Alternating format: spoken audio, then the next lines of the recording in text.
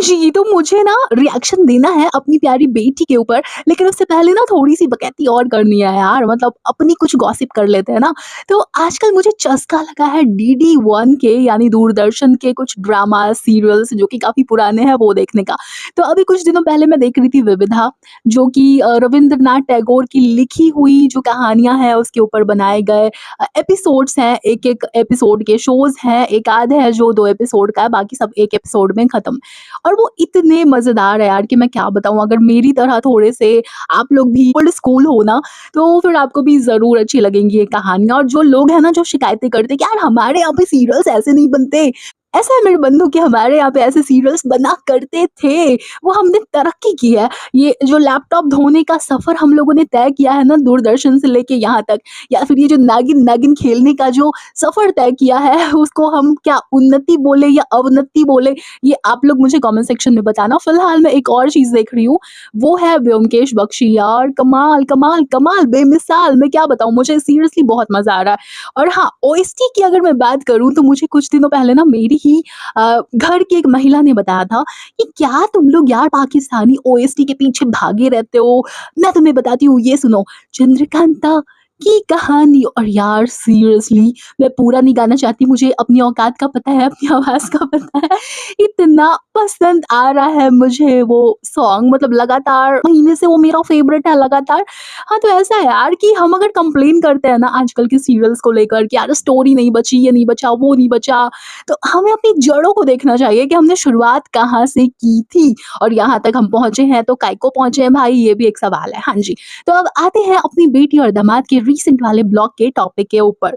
तो ऐसा है जी, तो ऐसा है ये दोनों के दोनों अर्थात मेल बेबी और फीमेल बेबी, नहीं यार ये नाम थोड़ा-सा पुराना हो गया है ना, मतलब काफ़ी दिन हो गया मुझे ये नाम दिए हुए, है ना? आप लोगों से एक सजेशन चाहती हूँ कि कोई नया और इंटरेस्टिंग सा नाम बताओ यार मेरी बेटी और दामाद के लिए। हाँ, तो फिलहाल ये दोनों वापस आ चुके हैं अपने धार्मिक यात्रा से, जो उनकी तीर्थ यात्रा थी वहाँ से वापस आ चुके हैं।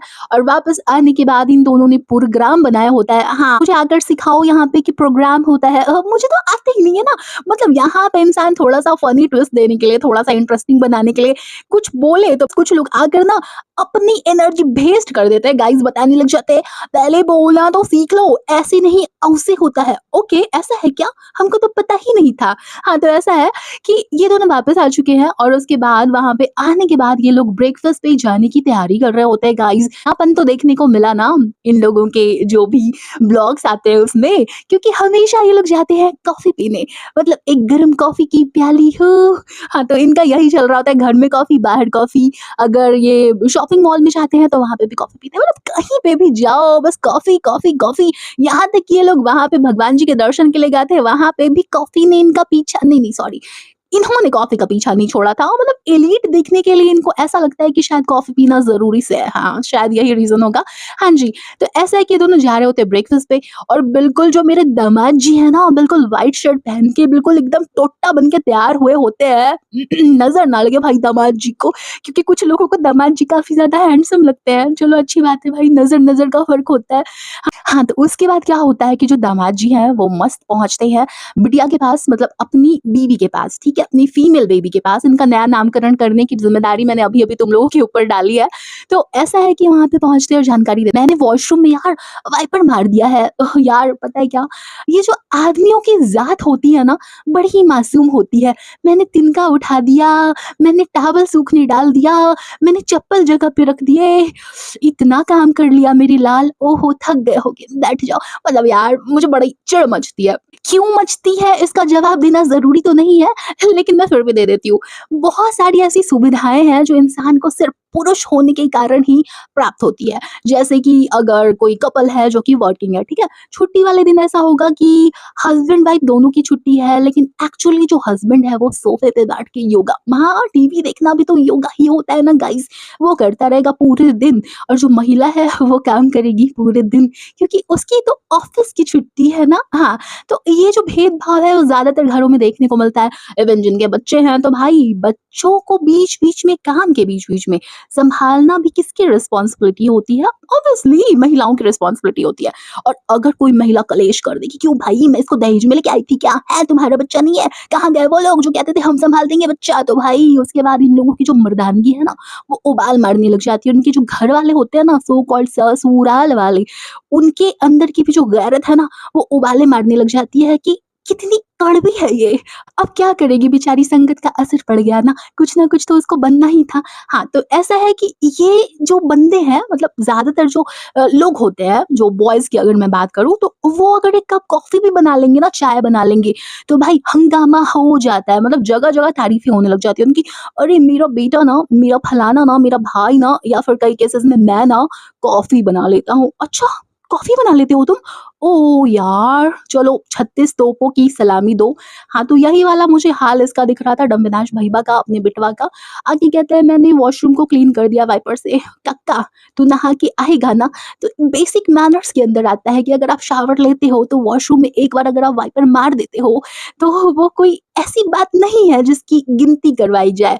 वैसे पर्दे के पीछे की स्टोरी ये भी हो सकती है कि दोनों के बीच में घड़ा कलेश हुआ होगा कि आ क्या तू नहा के पूरा वॉशरूम गीला छोड़ के, जैसा कि ज़्यादातर केसेज़ में ये लौंडे करते भी हैं भाई।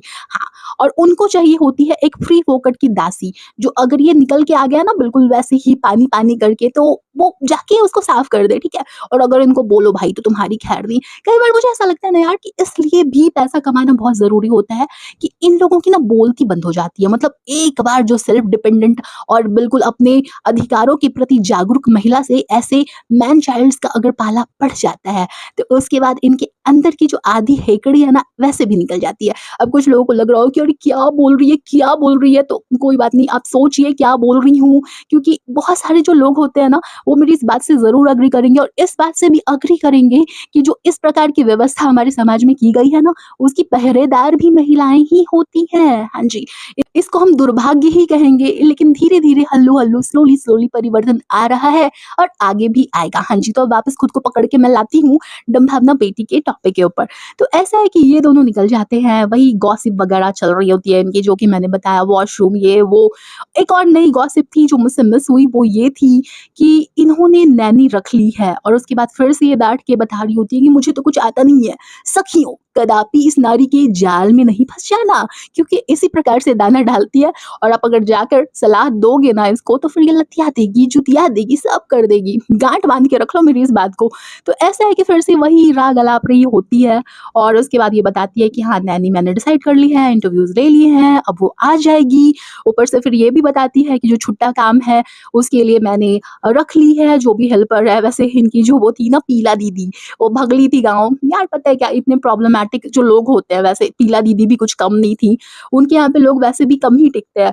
बाकी पीला दीदी की तरह अगर कोई तोड़-फोड़ मचाए भाई, तो उसको भगा ही देने में भलाई होती है। लेकिन इस केस में ना वो खुद ही भागी हैं, टेबल भी तोड़ी हैं, दुनिया भर का नुकसान भी की हैं और गाँव भी चली गई हैं। मतलब तुम मुझसे रूठ जाओगी पीला, सोचा नहीं था। ऐसे वाली हेल्पर है ना मेरी बेटी की, जिनके साथ इनका वो लव और हेट वाला रिलेशनशिप है। उनके बिना रहा भी नहीं जाता है और उनके तोड़-फोड़ को सहा भी नहीं जाता है। तो ये था। वैसे मैंने पहले भी कहा था, मैं फिर कहती हूँ कि यार बड़े-बड़े शहरों में ऐसी छोटी-छोटी बातें ना लोग काउंट भी नहीं करते हैं। वो भी वो लोग जो कि अफ़ोर्ड कर पाएँ। अर्बन क्लैप से आप आराम से इंस्टा मेड हायर कर सकते हो, घंटे के हिसाब से उनको पे करना होता है, कोई इतनी बड़ी बात नहीं है गाइज़। हाँ, तो ऐसा है कि ये वाली इन्फॉर्मेशन देने के बाद उसके बाद ये लोग निकल जाते हैं, बाहर हमें ये दिखाई देते हैं और उसके बाद एक और चीज़ हुई होती है कि जो डम्पिनाश बेटवा है, उनका चश्मा आया हुआ होता है। इतना इंटरेस्टिंग इनका ब्लॉग है ना यार कि लगता है देखते जाओ, देखते जाओ, देखते जाओ। हाँ, उसके बाद क्या होता है कि ये लोग जो है पहुँच जाते हैं एक जगह मूवी देखने के लिए और मूवी देखने के बाद इनको, जो मेरी बेटी है ना डम्भावना भौजी, उनको हो जाता है ज़ुकाम और वो स्टीम ले रही होती हैं, तो डम्बिनाश भाई घर आने के बाद हमें वो भी दिखाते हैं। ओके, उसके बाद डम्बिनाश भाई हमें बताते हैं कि उनके साथ भी ऐसा ही कुछ हो रहा है।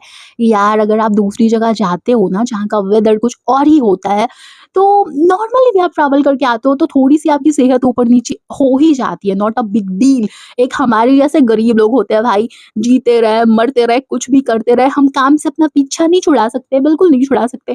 और ये लोग होते हैं जो स्टीम लेते हुए दिखाकर पैसे छाप रहे होते हैं, अपने फर्री बेबीज़ को 2 बार दिखा देते हैं, पीला-पीला का पुराण हमें सुना देते हैं, बस हो गया भाई साहब। इवन जिनके फर्री बेबीज़ हैं उनके कॉन्स्टिपेशन की दास्तान हमें सुना देते हैं, पैसा ही पैसा गाइज़, यही सारा भेदभाव है जो इस ज़माने में देखने को मिलता है। चलो यार, तो यहीं तक था इनका ब्लॉग और यहीं तक थी मेरी बकैती। अगर मुझे इंस्टाग्राम पे फॉलो नहीं किया है ना तो नाराज़ हो जाऊँगी मैं, कर दो ठीक है। वहाँ पे अगर तुम सर्च करोगे इट्स अनियन तो मैं मिल जाऊँगी, यही अनियन के थोबड़े वाली पिक के साथ जो कि यहाँ पे लगी हुई है। और हाँ, मेरी और कौनो शाखा नहीं है इंस्टाग्राम पे, वही इकलौता अकाउंट है जिसमें 16-17 कुछ फॉलोअर्स हैं। कोई ना भाई, हर दिन एक जैसा थोड़ी ना रहता है, कोई बात नहीं। हाँ, तो वहाँ पे मुझे फॉलो कर लेना। और बाकी यहाँ पे अगर मेरी हेल्प करना चाहते हो, डीमोनेटाइज़ चैनल को सपोर्ट करना चाहते हो तो करना बस इतना है कि लाइक ज़रूर कर देना और मुझे एक बार कमेंट करके ज़रूर जाना। चलो जी, तो अब जाती हूँ मैं और तुमसे मिलेंगे किसी और वीडियो के साथ या पॉडकास्ट के साथ फिर से वापस आती हूँ मैं। Bye bye.